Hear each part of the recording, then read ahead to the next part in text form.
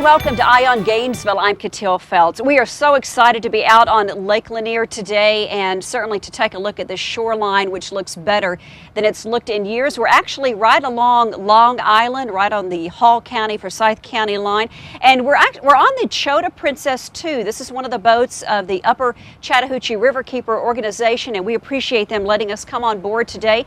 Here today to drive this boat for us is Captain Rick. Welcome to Eye on Gainesville. Well, thank you. Welcome aboard. We are so glad to be here today and glad to have someone who knows what they're doing showing us around Lake Lanier. Now, Captain, I understand that when you're not driving and piloting a boat like this, that you have a smaller boat that you're working on. Yes, we have a little tugboat called Little Toot, and we build a barge and we do trash pickup with that. There's a lot of trash in Lake Lanier, unfortunately, isn't there? There sure is. We've been out almost every week.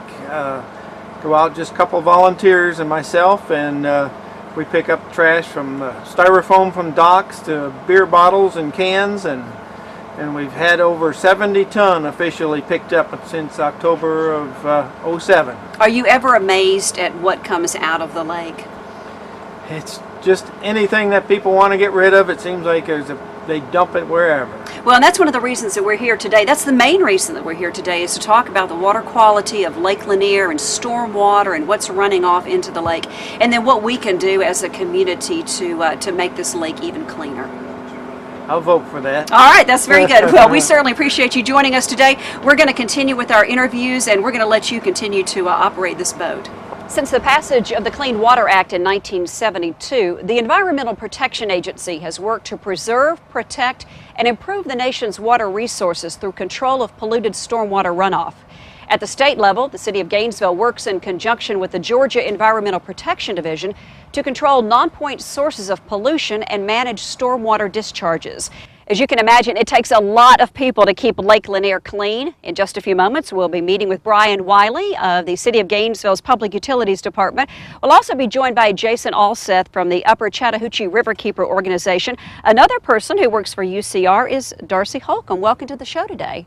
Hi, Katil. Nice for you to be here, and the lake looks wonderful, doesn't it? Yes, it does, especially now that it's almost full pool. You spend so much time. I'm sure this is like your second home, isn't it? Yes, it is. Tell us about, let's start off by talking about the Upper Chattahoochee Riverkeeper organization. Tell us about that group.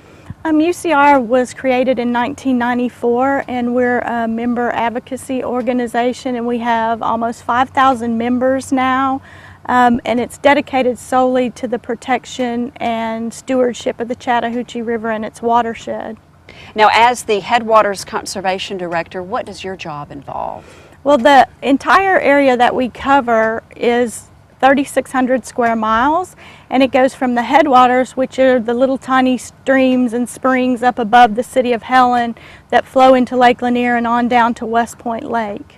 I think that with the drought situation that we've been in for so many years now, that, you know, just what is going on in Lake Lanier is just more prevalent, more in our minds than it ever has been before. Has this been a good thing or a bad thing for your organization?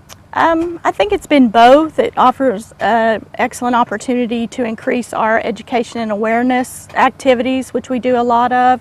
It also, with the growth and the drought, it increases the strain on the water resources, because the city of Atlanta gets so much of its water from the Chattahoochee. The Chattahoochee serves about 70% of Metro Atlanta, or 3.5 million people. Darcy, as the Headwaters Conservation Director, then the area that you focus on would be starting, I guess, at those small streams you mentioned in Helen. Right, and then I cover the area of all the tributaries that flow into Lake Lanier down to Buford Dam, and that's like 1,000 square miles, and it covers portion of Hall County, White County, Forsyth, Dawson County, Habersham. And when you say you cover that, what do you mean? A watershed is any land area that drains to a particular point. So in this case, it would be Lake Lanier. So any of the land in those counties that the water would run off and end up in Lake Lanier.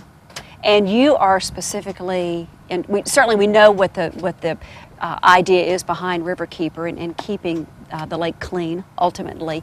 What are some of the things that you all are doing at UCR to make sure that happens?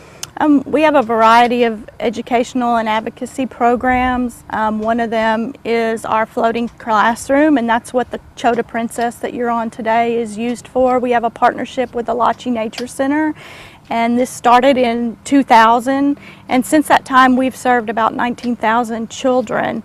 All the way from kindergarten to high school, and they come out here and they learn about lake ecology. They do hands-on activities like measure DO, pH, turbidity, and they also, on the land portion of the program, they'll look at watersheds and the issues that are affecting Lake Lanier itself.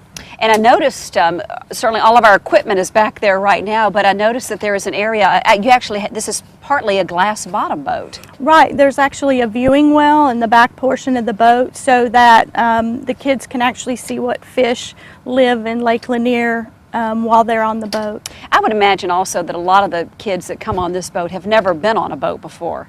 Right, and one of our programs is to try to reach inner city and at-risk kids, and we just recently received notice that we're getting another grant from EPA to continue the program. So this is our 9th year of doing this. And if someone, maybe we have a teacher out there watching who's interested in bringing a group aboard, what should they do? They need to contact the Lachi Nature Center and they will help them schedule that program. One of the programs that you work with the city on, one of your co-workers works with us on, and that's our very successful rain barrel program that we, I guess, implemented a few years ago as the drought became, was at the forefront of the news. And that's been a great program for us. Right, and I think even though the drought's been officially declared over, we're still about 4.5 foot below full pool, and now that it's getting hotter and there's more evaporation and growth continues in this area, I think we still need to be mindful of this water resource and that program helps keep that in the forefront of everybody's mind. I think it's just a new way to live for those of us who, before all the media hype and attention to the drought, rain barrel wasn't in our everyday language, and right. I think for so many of us now it is. And conservation is something that we're going to have to do for the rest of our lives. And we're going to talk with Brian Wiley from the city in just a little while about conservation, but hopefully we'll be able to continue this program with Riverkeeper. I hope so. It's been a great asset for the conservation efforts in this area. Seeing the lake and living the lake as you do in your job every single day, what do you want to say to our audience who's watching today? Just keep that in mind, that this is a precious natural resource and it is a limited supply, and that we need to take care of it for now and for future generations. Thank you for joining us on TV 18. Thank you, Katil. When Darcy needs technical expertise,